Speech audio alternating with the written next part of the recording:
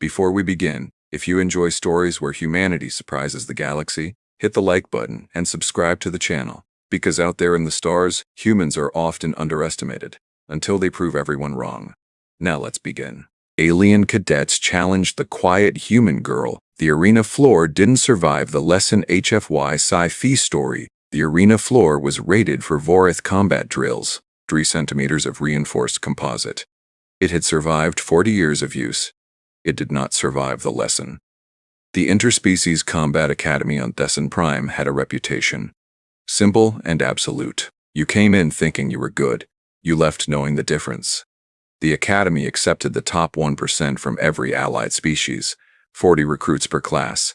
The washout rate was 60%. The survivors went on to become the most decorated soldiers in the known galaxy. The ones who didn't survive, academically speaking, went home with a new understanding of their own limits, and occasionally a new understanding of other species. This semester, the class had 39 recruits: Kreth, Borath, Silanani, Durathi, 3 other species with names that took most humans 2 tries to pronounce correctly, and 1 human. She was the last to arrive. She walked into the intake hall with a single bag over one shoulder. She was small, not short exactly, 1.7 meters average for her species, but next to a Vorath, she was small. Next to a Kreth, she was small.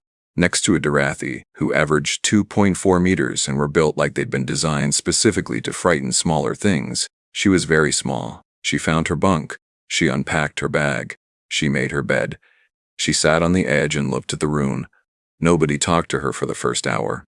This was not unusual. What was unusual was that she didn't seem to care. The lead combat instructor was Master Kale. Durathi species, 2.3 meters of decorated military veteran who had fought in the Outer Rim conflicts and the Thesson border campaigns and had opinions about weakness that he expressed frequently and at volume. He entered the intake hall on the first morning. He did not greet the recruits. He walked the line. He looked at each face. He made assessments. He stopped at the human. He looked down at her for a long moment. She looked up at him. "Human," he said. "Yes, sir. You are aware this is a combat academy?" "Yes, sir." "You are aware of what that means?" "I believe so, sir." "Full contact, full consequence. No accommodation for physical limitation." "Understood." He leaned down. "You appear to be physically limited." She met his eyes. "I appear that way to most people, sir." He straightened. He moved on. A Vorath recruit 2 spots down, big, broad, clearly already experienced, leaned toward a Kreth neighbor. 2 weeks, he murmured. Maybe 3. The Kreth looked at the human. 1 week, he whispered back. She'll ask to transfer. Her name was Suri. She heard them. She said nothing. The first assessment was physical evaluation. Standard metrics: strength, speed, endurance. The academy used a point system. Every recruit was scored and ranked. The ranking determined your training group. Low ranks got extra attention. Extra attention at Thesson Prime meant extra pain. Kale ran the evaluation personally. First up, loaded carries. Each recruit picked up a weighted bar scaled to 2 times their body mass and walked the length of the training floor. 100 meters. 1 pass was the minimum. Recruits were encouraged to do more. The Vorith recruits made it look easy. 3 passes. 4. The Kraith were strong but less fluid. 2. 3 passes each. The Solani, lean and fast, struggled more than expected.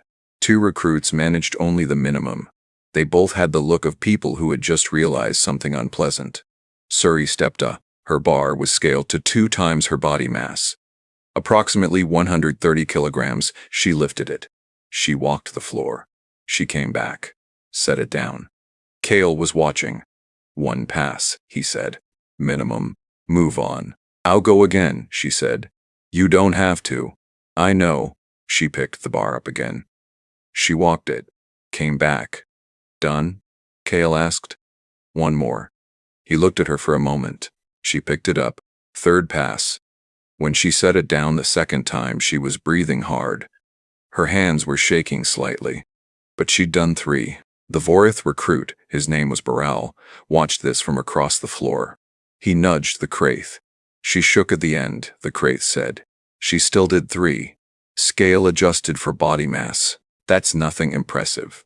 She went back twice when she didn't have to. The Creth looked at Boral, so she didn't stop when she had the option to stop. Boral looked across the floor at Suri, who was rotating her shoulders and checking her hands. That's either brave or stupid, he said. At this point, the crate said, probably both. The speed assessment was a sprint circuit, 100 meters. Turn. Come back. Then another circuit with obstacles, then another with obstacles and weight. The Solani dominated. They were built for fast movement. Graceful, efficient, almost frictionless. 2 of them posted times that broke the Academy record for their respective species.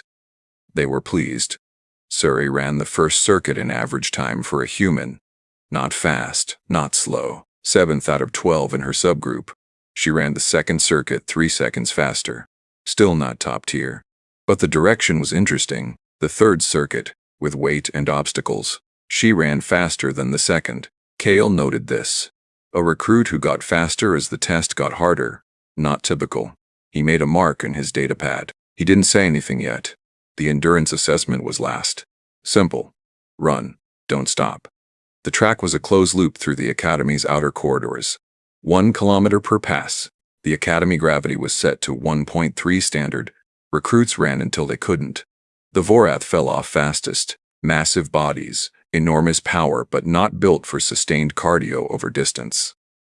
Boral lasted 6 kilometers before he slowed to a walk. He was furious with himself. The Creth recruits ran steady 8, 9, 10 kilometers. Bisalani ran 14, 15. One hit 17 before her form degraded enough that Kale called her off. Suri ran. At 5 kilometers, she was in the lower third. At 10, she was in the middle. At 15, 5 recruits remained. At 20, 3. At 25, Suri, 1 Solani named Veth, and a Creth named Dorn. At 30, Dorn stopped. He stopped walking. He sat on the floor. He looked at the ceiling. I'm done, he said to no one in particular. Veth and Suri kept going. At 35, Veth's right leg cramped. She ran through it for half a kilometer. Then she stopped, bent over, hands on knees. Done, she said. Suri kept running. Kale walked alongside her. Everyone else has stopped, he said. I know. You can stop. I know. Why haven't you? I'm not done. How do you know? She looked forward. Because I can still move. Kale watched her run. He looked at his datapad.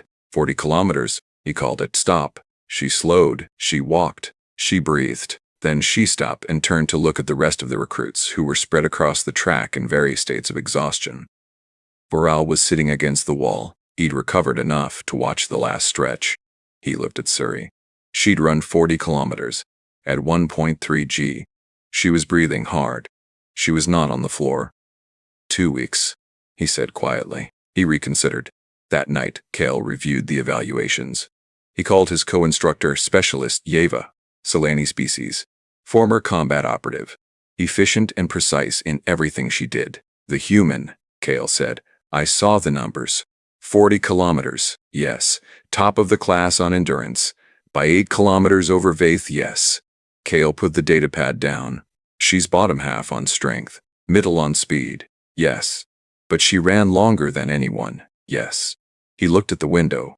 What do you know about human physiology? Yeva was quiet for a moment. Less than I should, apparently. Get me a file. I'll have one by morning. Get me a good one. Not the standard Zenobio summary. There's a better source? Military assessment. Cross-reference with competitive sports records. Yeva was quiet again. You think the standard file is wrong? I think, Kale said slowly, that the standard file was not written by people who had spent a day watching one of them train. Day 3. Combat fundamentals. One-on-one sparring. Rules, controlled contact, points for landed technique, match ends at submission or significant injury. Kale matched recruits by approximate competitive weight class. He matched Suri against a Solani recruit named Torvin. Torvin was fast. Very fast. He'd posted the second fastest speed numbers in the class. He had 3 years of Solani blade form training. He was also, quietly, confused about why he'd been matched against the human. Is this a warm-up? he asked Yeva. It's your first match. Against her. Against Cadet Suri, yes. He looked at Suri, who was standing across the ring, stretching her shoulders. I don't want to hurt her. Then don't. But if she comes at me, then respond appropriately. He frowned. This seems unbalanced. Cadet Torvin? Yes, fight the match. Torvin came in fast. He led with a feint left, moved right, went for a sweep of the lead leg. Standard Solani opening. Effective against most opponents. Suri checked the sweep, redirected the momentum, and stepped around his outside. She didn't counter. She just moved out of the way. Torvin reset, came in again. Different angle. She moved again. This happened 4 more times. He was fast. She was not faster, but she was always somewhere else. Like she knew where he was going before he got there. Torvin stopped. You're not attacking, he said. Not yet. Why? Learning your timing. He stared. You're letting me come at you to learn my timing. Your second feint is a real tell. You wait your right side first. He looked down. He looked back up.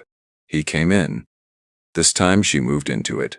Short and sharp, she caught his extended arm, redirected it, used his forward momentum, and put him on the floor with a hold on the shoulder joint. Submission, she asked. He tested the hold. It was solid. Submission, he said. She let go. She stepped back. Torvin got up. He looked at her.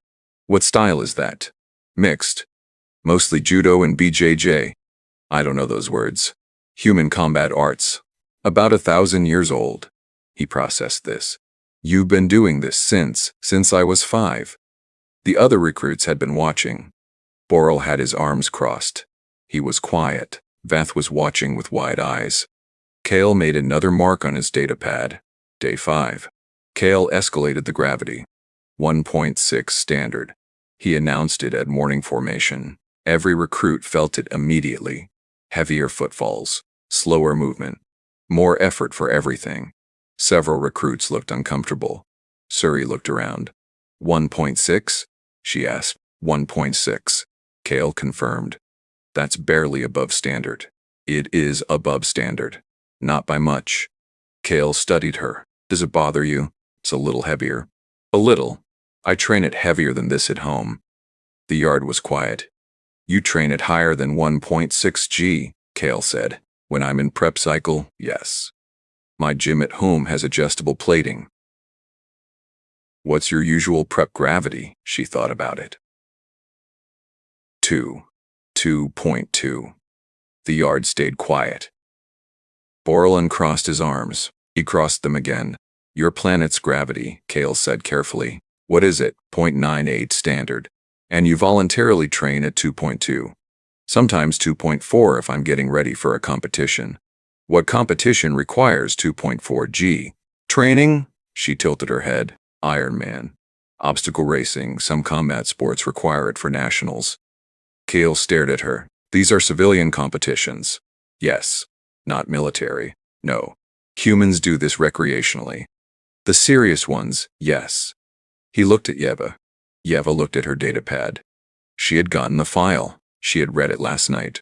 Her expression confirmed that she had found it educational. Carry on, Kale said. Day 8. The first scenario exercise. Full team simulation. 2 squads of 5. Objective-based. 1 team defends a position. 1 team breaches. Kale assigned Suri to the breach team. Her squad leader was Boral. He accepted this with the expression of someone managing a complicated situation. You're on the left flank, he told her. Okay. Can you move fast through confined spaces? Yes. The interior corridor is 2 meters wide. That's fine. For you, maybe. For me, it's tight. I noticed. He looked at her. What does that mean? Your shoulders are 1.1 meters across. Standard corridors are 2 meters. You'll have to move angled in. He blinked. You measured my shoulders. I estimated. By eye. Why? Tactical habit. Knowing how your team moves in a space matters. Boral was quiet for a moment. You've been assessing all of us. Yes. Since when? Day 1. He stared. You sat on your bunk on intake day and assessed the whole room. It seemed useful. He looked across the training yard at the rest of their squad. What's your read on Torvin? Fast entry, fast decision-making gets overextended when he commits. Effective for first contact, needs cover on the right side. Dorn, strong in tight spaces, slows on open ground, better as a blocker than a striker at distance. Boral looked back at her. And me? She considered.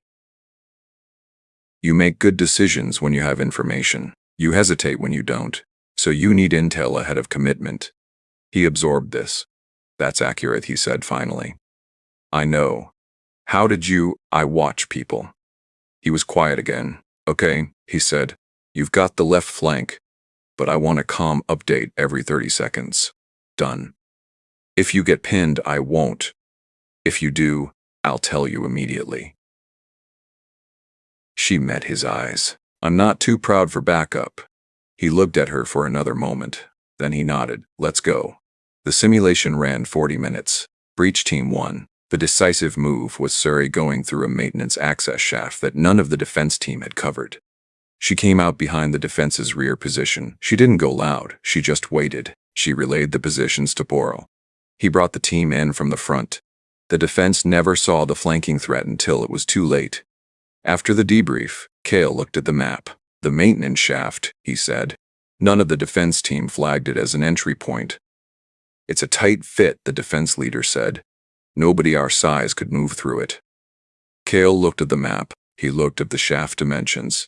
He looked at where Suri was standing. You fit, he said. Barely. You calculated that. I measured it when we walked the space during the brief. I'm narrow enough. You used your physical dimensions as a tactical variable. Smaller frame has some advantages. The defense leader, a Darathi named Reth, looked at the shaft. Then at Suri. We didn't account for you, he said. Most people don't. It wasn't said with bitterness. Just fact. Reth sat back. We'll account for you next time, he said. Good, she said. I'd expect nothing less. Day 12. Kale called for the advanced combat assessment. This was the moment the academy was built around. Full contact, unsimulated, one-on-one combat. Protective gear, real force, real consequence. The ranking from this assessment determined the top tier of the class. Top tier got the advanced track. The advanced track was where careers were made. Every recruit knew it. Every recruit wanted it. Kale ran the bracket in order of evaluation rank. Suri was ranked in the middle of the class. Solid endurance scores, but her strength and speed numbers weren't top tier. Her first match was against a Kreth recruit named Sova. Sova was big, dense, well-trained. They squared off. Sova came in with force. The Kreth style, overwhelming and direct. Suri wasn't there. She'd moved. Sova adjusted. Came again. Again she moved. Stop running, Sova said. I'm not running. You keep backing away. I'm managing distance. Suri moved to her left. There's a difference. Sova came in harder. This time Suri met the attack. She used the force, redirected it. Sova's own momentum carried her into a position she hadn't intended, and Suri's follow-up was precise and fast. Joint lock, floor, submission in 31 seconds. The recruits watching were quiet. Then everyone tried to talk at once. Kale raised a hand. Next match. Suri's second match was against Veth, the Solani who had run 35 kilometers before stopping. This one was harder. Veth was fast and intelligent. She didn't make Sova's mistake. She stayed mobile. She didn't commit to attacks that could be redirected. She tested. Suri tested back. 4 minutes of feeling each other out. The recruits were silent. Kale was silent. This wasn't the usual pattern. Usually there was aggression. Usually there was escalation. These two were circling. Reading. You're not like the others, Veth said. How so? You're not trying to hit me. Not yet. You're waiting for something. Yes. What? For you to show me something I can use. Veth was quiet. She moved right. Suri tracked her. Veth went left. Suri adjusted. Veth stopped. You follow my weight shift, not my feet. Your feet are the last thing to move. Nobody watches the weight shift. Everybody watches the feet, Suri said. That's why I watch the weight shift. Veth looked at her. Then she smiled. It was a small, genuine thing. Okay, she said. Show me what you've got. She attacked. Suri moved with her. The exchange lasted 40 seconds. Fast, technical, back and forth. When it ended, Veth was on the floor with a controlled hold on her collar line. "Submission," Veth said. Suri stepped back. Veth got up. She rolled her neck. "Where did you train?" she asked. "East. Earth. Then wherever the competitions took me." "What competitions?" "Human combat circuit. Interspecies amateur division once it opened." Veth stared. "There's an interspecies amateur division?" "Started about 6 years ago. Humans, Solani, a few Kreth." "Who wins?" Siri shrugged. "Depends on the division.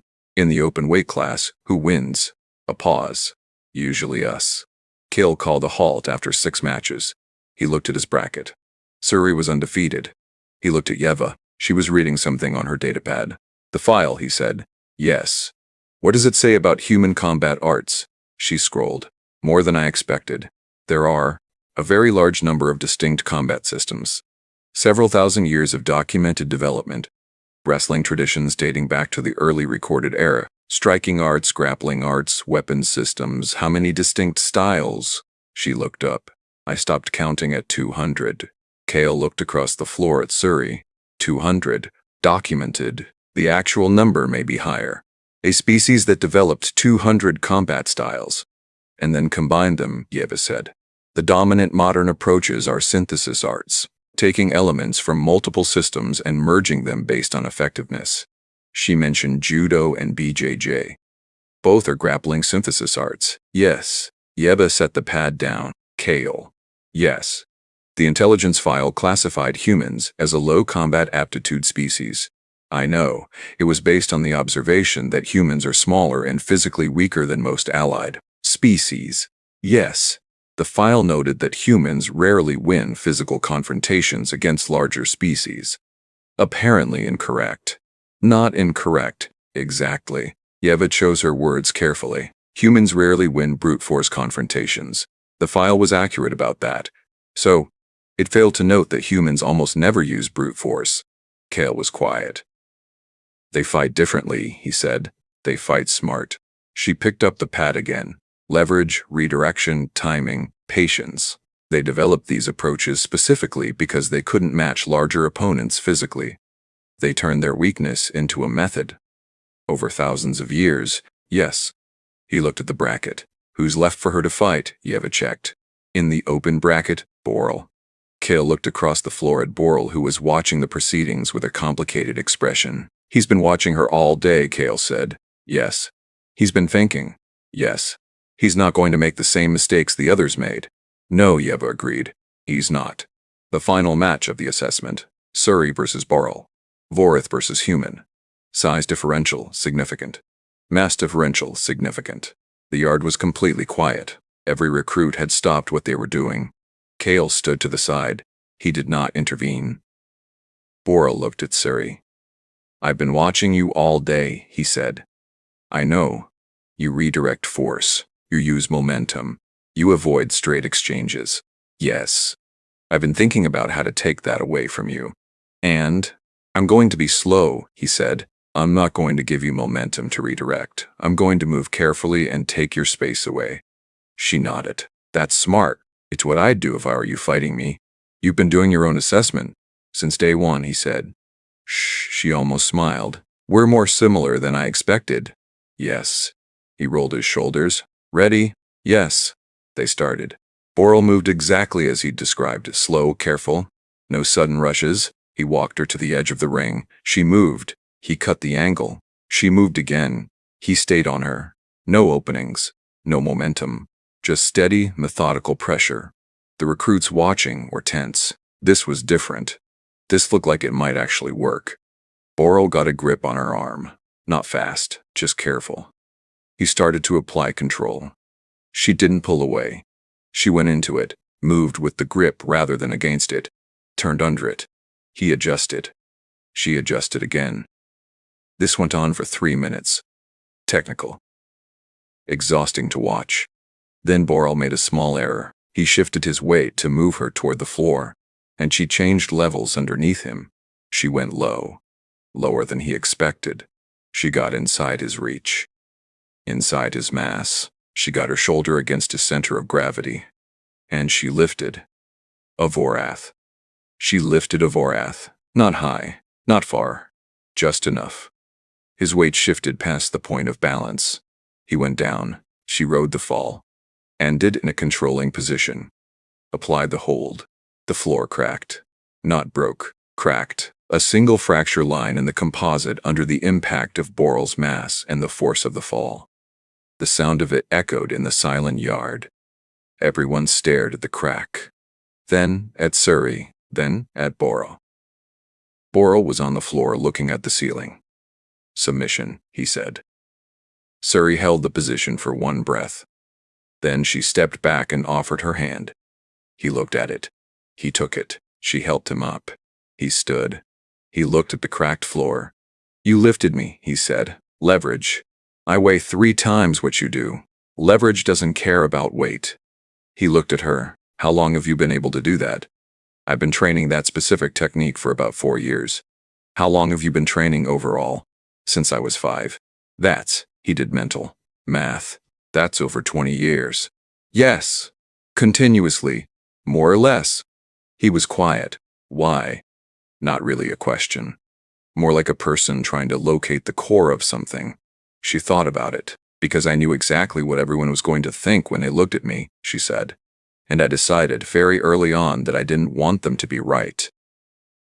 Boral looked at the cracked floor, at the fracture line in the composite that had survived Vorath combat drills for 40 years. They were wrong, he said. Yes. Very wrong. Yes. He nodded slowly, like something had been confirmed. That evening, Kale submitted the assessment rankings. Yeva looked at the top name. She'll question it, Yeva said. Let her. The Durathi Council will question it. They can come see the floor. Yeva looked at the assessment results. Advanced track, Kale confirmed. She cracked the floor. She cracked the floor. With a Vorath. Using leverage, he picked up his datapad. Yeva. Yes. When I came up through this academy, do you know what they told us about humans? I can guess. They said, low physical threat, high technological dependency, not suited for direct combat roles. She nodded. That's the standard assessment. I'm submitting a formal amendment to that assessment. Tonight? Tonight. He wrote something. I'm recommending they retract the entire physical classification and start over. Based on one cadet. He paused. Based on one cadet who informed us that the interspecies combat circuit has been running for 6 years. He looked up. And humans usually win the open weight class. Yeva was quiet. We didn't know about the circuit. We didn't know about the circuit. We didn't know about the training culture. We didn't know about the 200+ combat arts. We classified them based on looking at them. And they don't look dangerous. No, he said, they don't. He looked out the window at the training yard. At the cracked floor, that's the problem. 3 days later, Suri was running the advanced track. The gravity was 2.0 standard. Most of the other advanced track recruits were working hard. Suri was working hard too. But she was also watching. Boral ran alongside her for a kilometer. You still observing, he said, always. What do you see? She considered. Keth on your left favors her dominant side when she's tired. Dorn pushes pace when he's anxious. Veth shortens her stride on inclines. You've already mapped everyone. First day of the advanced track. He ran for a while. Why do you do that? He asked. The mapping. Habit. Why start the habit? She thought about it. When I was 8, I got into a fight I should have lost. And I didn't lose. She kept her eyes ahead. Because I've been watching the other kid for a week and I knew he dropped his right side when he was angry. Boral ran. You were 8. Yes. And you were already watching people for tactical tells. My instructor said, information wins more fights than muscle. I took it seriously. He was quiet for a kilometer. Your instructor was right. She usually was. She? Instructor Mara. She's 81. Instructor. Anne's 81, still teaching. At 81, she could still put most of her students on the floor at 78. She slowed down a bit. Boral processed this. How long do humans live? About 80 to 90 years, typically. And your instructor is still physically capable at 81. If you keep training, you keep capacity. She never stopped. He shook his head, not in disbelief, in something more like adjusted understanding. Your species, he said. Yeah? We had you wrong. I know. Completely wrong. Most species do. Does that bother you? She was quiet for a moment. She thought about a lifetime of being looked at, the way people had looked at her since she arrived. The Voreth recruit's 2-week bet. Kale's assessment of limitation. Torvin not wanting to hurt her. The silence before intake. Not anymore, she said. Why not? Because being underestimated is a resource. She glanced at him. If everyone thinks you're not a threat, they don't prepare for you. Boro thought about the cracked floor. And then the floor breaks, he said. She almost smiled. And then the floor breaks. 6 months later, Suri graduated top of her class. The graduation ceremony was attended by representatives from 12 allied species. Master Kale gave the address. He said many things about dedication and service. At the end, he departed from his prepared remarks. He said, "This class taught me something I didn't expect to learn." He looked at the graduating recruits. We assess threat based on what we can see. Size, speed, strength, the things that are obvious. He paused. We are wrong to do this. He looked at Suri. The most dangerous thing in any room is not the loudest or the largest or the most visible. The ceremony was quiet. It is the one who has spent years preparing for the moment you stop paying attention. He stepped back. Congratulations, graduates. After the ceremony, Borrell found Suri by the academy entrance. She had her single bag. She was looking at the sky. Where are you going? He asked. Outer Rim assignment, border surveillance, dangerous posting. Yes. He was quiet. They'll underestimate you there too. Probably. Does that concern you? She picked up her bag. She looked at him. Borrell, I have been underestimated every single day of my life. She turned toward the transport dock. I'm very comfortable with it. She walked. He watched her go. He thought about the cracked floor. He thought about the 40-kilometer run. He thought about the lift that shouldn't have been possible. He thought about a species 200 combat arts deep, full of people who'd been told their whole lives they were the small ones. And what happened when the small ones got tired of being underestimated? He thought that maybe, if he were an enemy of humanity, he would be very worried right now. He thought he might send a note to his homeworld's military council. He thought the note would say, "Update your files." He turned and walked back into the academy. Behind him, the cracked floor had been repaired.